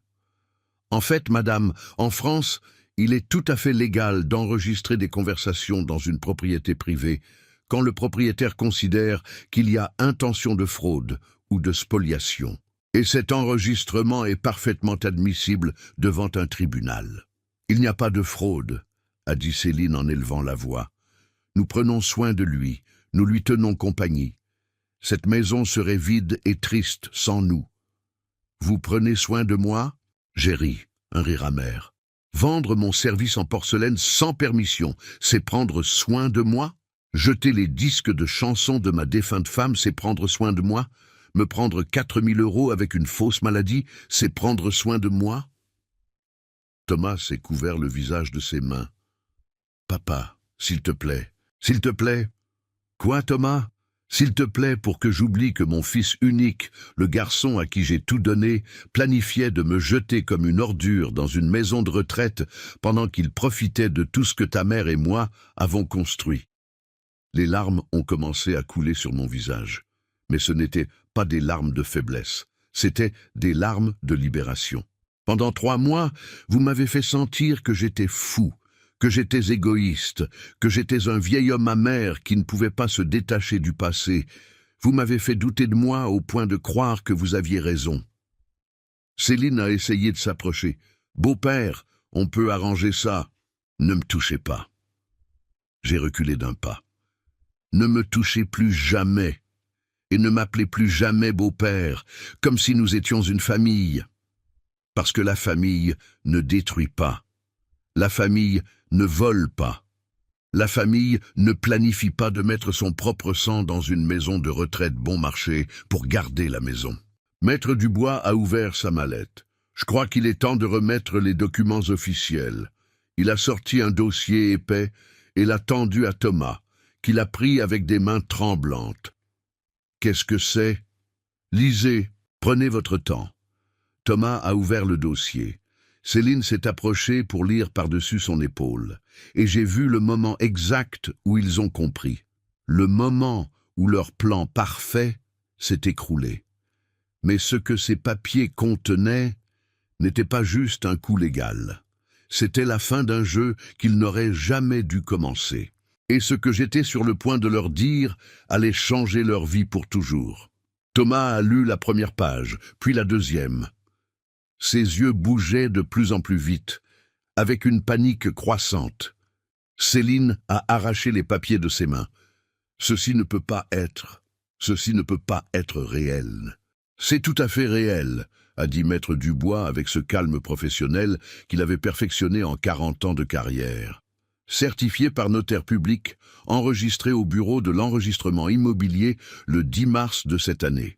Complètement légal et irrévocable. Irrévocable?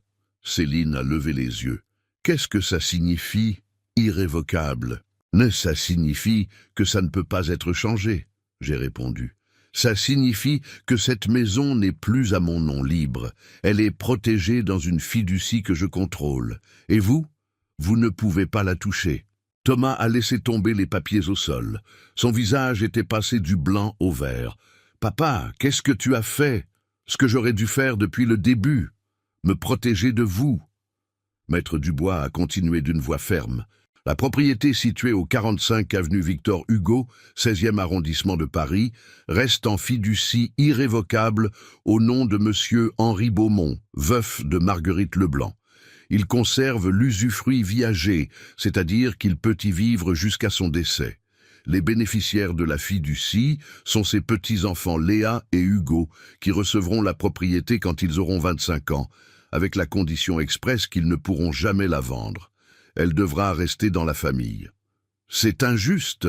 m'a crié Céline. « Thomas est votre fils. Il devrait hériter. » Thomas a perdu ce droit quand il a planifié de me voler. Nous n'allions pas te voler. Nous allions prendre soin de toi dans une résidence. J'ai sorti un autre papier de ma poche. Je l'avais imprimé la nuit précédente. Vous parlez de la résidence gériatrique L'Espérance en banlieue de Saint-Denis ? Celle qui coûte 400 € par mois et a une note d'1 étoile sur Internet, où les plaintes parlent de nourriture avariée, de mauvais traitements et de négligence médicale. Céline a ouvert la bouche, l'a fermée. Elle n'avait pas de réponse. J'ai enquêté, Céline, j'ai tout enquêté. Je sais exactement dans quel genre d'endroit vous planifiez de m'envoyer pendant que vous viviez dans le 16e ou dans le Marais. Thomas a finalement trouvé sa voix. Elle semblait brisée, désespérée. « Papa, s'il te plaît, nous sommes une famille, on peut arranger ça. J'avais juste peur pour l'argent, pour l'avenir. Céline me mettait la pression et Maintenant tu rejettes la faute sur ta femme. » Je l'ai interrompu. « Très courageux de ta part, Thomas, très courageux. » Céline a explosé. « C'était son idée. C'est lui qui a dit qu'on méritait la maison. C'est lui qui a cherché les maisons de retraite bon marché. Je n'ai fait que suivre son plan. » Et voilà la trahison mutuelle. Ils se détruisaient l'un l'autre devant moi. « Je me fiche de qui a eu l'idée, » j'ai dit avec une froideur qui m'a surpris. « Vous avez planifié tous les deux. Vous m'avez menti tous les deux. Vous m'avez volé tous les deux. Vous êtes également coupables tous les deux. » Maître Dubois a sorti d'autres documents. Passons maintenant au sujet de la restitution économique. Madame Céline, vous avez obtenu 4 000 € par tromperie, spécifiquement en mentant sur une maladie grave. Cela constitue une escroquerie. Monsieur Henri a 2 options, poursuivre légalement avec une plainte pour escroquerie, ou vous rembourser la somme complète dans un délai de 30 jours. « Je n'ai pas 4 000 €, a crié Céline. « Je les ai déjà dépensés. » Alors, il sera nécessaire de poursuivre légalement. L'escroquerie peut entraîner une peine de prison de 6 mois à 5 ans, selon le code pénal français. Céline s'est tournée vers Thomas. « Dis quelque chose, fais quelque chose, c'est ton père. » Mais Thomas était paralysé, en état de choc complet. Maître Dubois a continué. « implacable. En outre, il y a la question de la vente non autorisée de propriétés privées. Le service en porcelaine de Limoges avait une valeur estimée à 1 500 €. Il a été vendu sans le consentement du propriétaire. C'est un vol qualifié. Elle m'a dit que je pouvais le vendre, a menti Céline, désespérée. J'ai des témoins qui disent le contraire. Et j'ai des photographies du service avec leurs dates originales qui prouvent qu'il appartenait à M. Henry depuis 15 ans. Céline a commencé à marcher de long en large comme un animal en cage. C'est un cauchemar. Un putain de cauchemar. Non, j'ai dit d'une voix ferme. C'est la justice. Maître Dubois a fermé la mallette avec un clic définitif. Monsieur Henry, voulez-vous poursuivre avec les actions légales ou préférez-vous leur donner l'option de restitution volontaire? J'ai regardé Thomas. Mon fils unique. Le garçon que j'avais porté dans mes bras. L'adolescent que j'avais consolé quand son premier amour l'avait quitté, l'homme que j'avais soutenu dans chaque décision, et j'ai vu ce qu'il était vraiment. Un lâche, un manipulateur, un voleur. Je veux qu'il parte. Papa, Thomas s'est levé. S'il te plaît, ne fais pas ça. Vous avez 48 heures pour quitter cette maison. Vous pouvez emporter vos vêtements, vos appareils électroniques, vos effets personnels. Rien de plus. Tout le reste ici. Et où allons-nous habiter? A demandé Céline d'une voix hystérique. Nous avons des enfants. Vous auriez dû y penser avant de planifier de me détruire. J'ai senti les larmes monter, mais je ne les ai pas laissées couler. Vous avez de la famille, des amis, une voiture, des emplois. Vous trouverez quelque chose, comme vous avez trouvé un moyen de me mentir pendant 3 mois. Beau-père, s'il vous plaît. Ne m'appelez pas comme ça. Vous n'êtes plus ma belle-fille. Et j'ai pointé Thomas du doigt. Et lui n'est plus mon fils. Thomas est tombé à genoux, littéralement agenouillé devant moi, les mains jointes. Papa, pardonne-moi, s'il te plaît. C'était une erreur, une terrible erreur. J'étais désespéré. Céline me mettait la pression et je n'ai pas réfléchi, je n'ai pas mesuré les conséquences. Mais je t'aime, tu es mon père. Tu le seras toujours. Et si tu m'aimais, Thomas, tu n'aurais pas planifié de me mettre dans une maison de retraite comme si j'étais une ordure. Si tu m'aimais, tu aurais défendu la mémoire de ta mère au lieu de laisser jeter tout ce qu'elle et moi avons construit. Je peux changer, nous pouvons changer. Donne-moi une chance. Je t'ai donné ta chance, je t'ai donné 3 mois d'opportunité. Chaque fois que vous jetiez quelque chose à moi, chaque fois que vous mentiez, chaque fois que vous me faisiez sentir coupable d'exister, c'était des opportunités. Et vous les avez toutes gaspillées. Je me suis tourné vers Maître Dubois. Concernant les 4 000 €, je leur donne 30 jours pour les rembourser. Sinon, je poursuis légalement. Céline a poussé un cri de frustration et a couru vers les escaliers. Thomas est resté à genoux, pleurant comme un enfant. « Lève-toi, Thomas !»« Papa, s'il te plaît, lève-toi. Tu n'es plus un enfant. Tu es un homme de 43 ans. Il est temps d'agir comme tel. » Il s'est levé lentement. Ses yeux étaient rouges, gonflés. « Et les enfants? Léa et Hugo? Tu ne les verras plus jamais ?» Cette question m'a fait mal, profondément mal. Je les aime. Et c'est pour ça que la maison est en fiducie pour eux. Mais je ne vais pas vous laisser les utiliser comme otages émotionnels. Maître Dubois a touché mon épaule doucement. Monsieur Henry, si vous avez besoin d'un moment... Non, je vais bien. J'ai respiré profondément. Thomas, tu as jusqu'à mercredi 17 mars, 18 h, pour évacuer. Si vous ne le faites pas volontairement, Maître Dubois procédera à l'expulsion légale. Et crois-moi, tu ne veux pas qu'on en arrive là. Thomas a hoché la tête sans force. Il est monté les escaliers en traînant les pieds. Maître Dubois et moi sommes restés dans le salon. Le silence était dense, lourd. Vous êtes sûr de cela, monsieur Henry?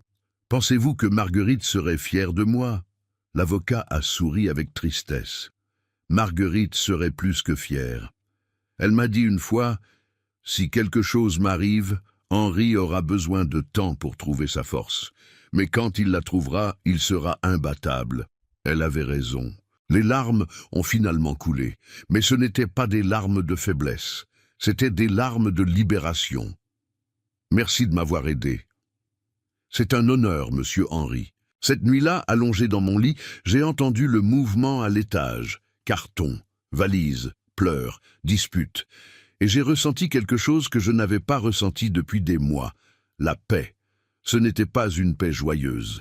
C'était une paix douloureuse, triste, douce, amère. Mais c'était la paix, parce que pour la première fois en 3 mois, j'avais repris le contrôle de ma propre vie. J'ai regardé la photographie de Marguerite sur ma commode. Je l'ai fait, mon amour. Je me suis battu comme tu me l'as demandé. Et je jure qu'à ce moment-là, j'ai senti sa présence comme une étreinte invisible, comme un murmure qui disait « Je suis fier de toi, Henry.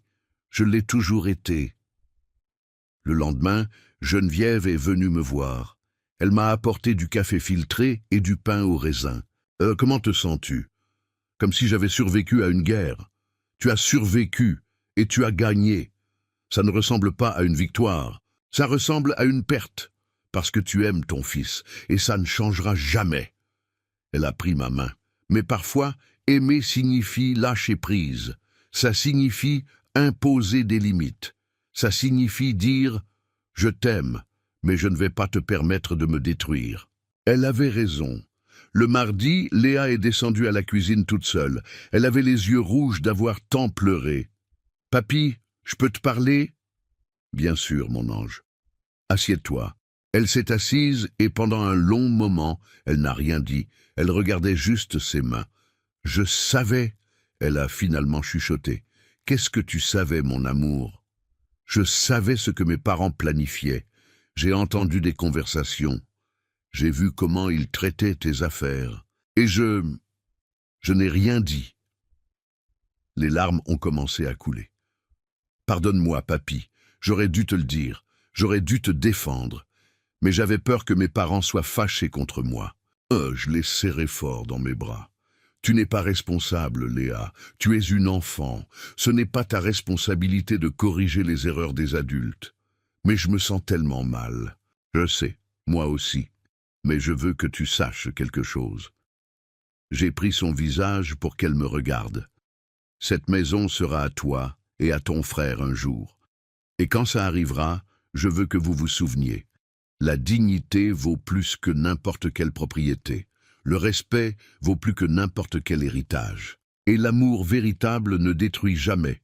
Léa m'a serré si fort que je pouvais à peine respirer. Je t'aime, papy, tellement.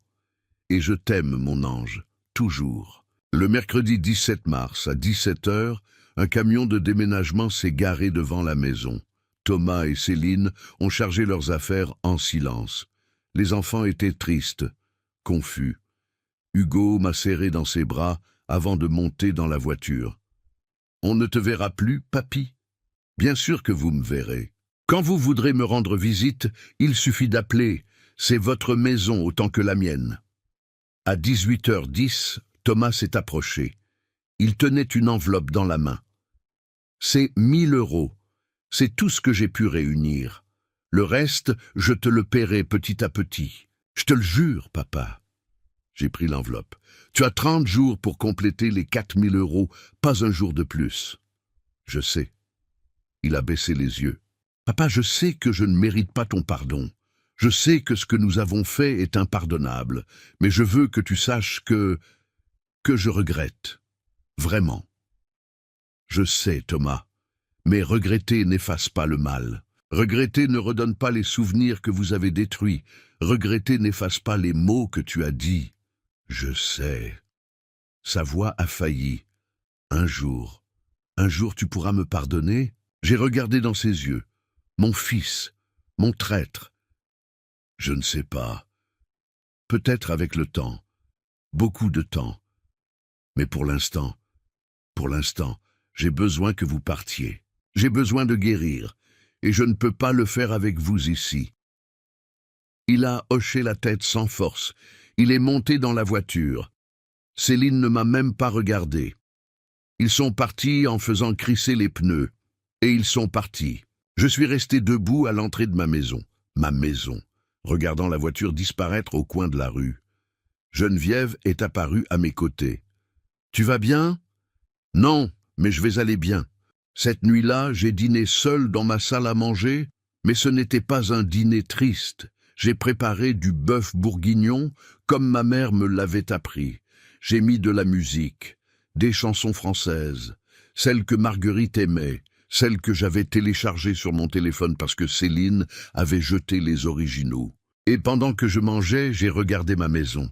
Les murs étaient encore gris, mais je pouvais les repeindre. Les rideaux manquaient encore, mais je pouvais en coudre de nouveaux. Les souvenirs avaient été détruits, mais je pouvais en créer de nouveaux. Parce que c'est ce que font les hommes forts. Nous n'abandonnons pas, nous ne nous brisons pas, nous nous reconstruisons. 3 mois plus tard, c'était juin. Les marronniers de ma rue étaient en fleurs, remplissant l'air de ce parfum que Marguerite aimait tant. J'avais repeint les murs, couleur pêche à nouveau. J'avais cousu de nouveaux rideaux avec des fleurs brodées. J'avais remis des photographies de Marguerite dans toute la maison. Et quelque chose de plus. J'avais recommencé à vivre. J'avais commencé des cours de peinture au centre culturel du quartier. J'avais rencontré d'autres personnes de mon âge, des hommes avec des histoires similaires, des hommes qui avaient aussi survécu à des trahisons familiales. Nous étions devenus amis, nous nous soutenions, nous nous rappelions que nous étions plus que des pères, plus que des maris, plus que des pourvoyeurs. Nous étions nous-mêmes. Un après-midi de juin, mon téléphone a sonné, numéro inconnu. « Allô? Papy ?» C'était Léa. « Mon ange, comment vas-tu ?»« Bien. Enfin pas si bien. Papa et maman ont divorcé. » Mon cœur s'est arrêté. « Quoi? Maman est partie. Elle a dit qu'elle ne voulait plus rester avec papa. Qu'il l'avait trahi. Que tout était de sa faute. Elle est partie vivre avec un autre homme, un qu'elle a rencontré à la salle de sport. » Sa voix a failli. « Et nous, on habite dans un appartement horrible à Aubervilliers avec papa. C'est petit, sombre, ça sent mauvais. Oh, mon amour. Mais je n'appelle pas pour te demander de nous reprendre. Je sais qu'on ne peut pas revenir. Je voulais juste entendre ta voix et te dire que tu avais raison sur tout. Léa. Maman ne nous a jamais vraiment aimés, n'est-ce pas? Elle ne voulait que l'argent, la maison. Et papa? Papa a été très bête, très faible. Elle a pleuré. Tu me manques, papy, tellement. Tu me manques aussi, mon ange, tous les jours. Je peux venir te voir un jour? Tu peux venir quand tu veux, ça a toujours été ta maison. Merci, papy, je t'aime. Et je t'aime, mon amour, toujours. J'ai raccroché et je suis resté à regarder le téléphone pendant longtemps. Céline était partie. Comme les serpents, elle avait trouvé une autre victime, un autre plan, une autre opportunité, et Thomas payait les conséquences de ses décisions. Je n'ai pas ressenti de joie, mais je n'ai pas ressenti de culpabilité non plus. J'ai ressenti l'acceptation. Parfois, la vie nous enseigne de la manière la plus difficile, et parfois, les gens doivent tout perdre pour comprendre la valeur de ce qu'ils avaient. Cette nuit-là, assis dans mon jardin sous les étoiles, buvant une tisane à la camomille, j'ai réfléchi à tout ce qui s'était passé. J'avais perdu mon fils, du moins temporairement, mais j'avais gagné quelque chose de plus précieux, moi-même, parce que j'ai appris que l'amour sans respect n'est pas de l'amour, c'est de l'esclavage. J'ai appris que la vraie famille ne te détruit pas, elle te construit. J'ai appris qu'à 72 ans, tu as encore le droit de défendre ta dignité. Et j'ai appris qu'il n'est jamais trop tard pour dire « ça suffit ». Parce que la vraie richesse n'est pas dans ce que tu possèdes. Elle est dans ce que tu ne permets pas qu'on te prenne. Ta dignité, ta paix, ton droit de vivre sans peur dans ta propre maison. Et ça n'a pas de prix. Et ainsi se termine mon histoire. Une histoire que je n'aurais jamais pensé vivre. Une histoire qui m'a brisé le cœur, mais qui m'a aussi donné une force que je ne savais pas avoir. Si cette histoire a touché votre âme, si elle vous a fait réfléchir sur vos propres limites, sur votre propre famille, sur votre propre dignité, faites-le moi savoir dans les commentaires. Dites-moi d'où vous regardez cette histoire. De quel pays ou de quelle ville vous me suivez? J'adorerais savoir que ces mots ont atteint votre cœur, peu importe où vous êtes. Et si vous connaissez quelqu'un qui traverse quelque chose de similaire, partagez cette histoire. Parce que parfois, savoir que nous ne sommes pas seuls est ce qui nous donne le courage de nous battre.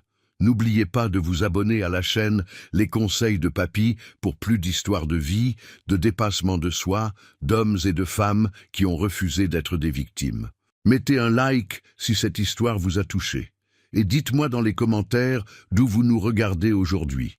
Parce qu'au final, nous méritons tous de vivre avec dignité. Nous méritons tous d'être traités avec respect. Et nous méritons tous de fermer les portes qui nous blessent, même si ce sont les portes de notre propre famille. Merci de m'avoir accompagné jusqu'à la fin. Rendez-vous dans la prochaine histoire. Avec affection, Papy Henri.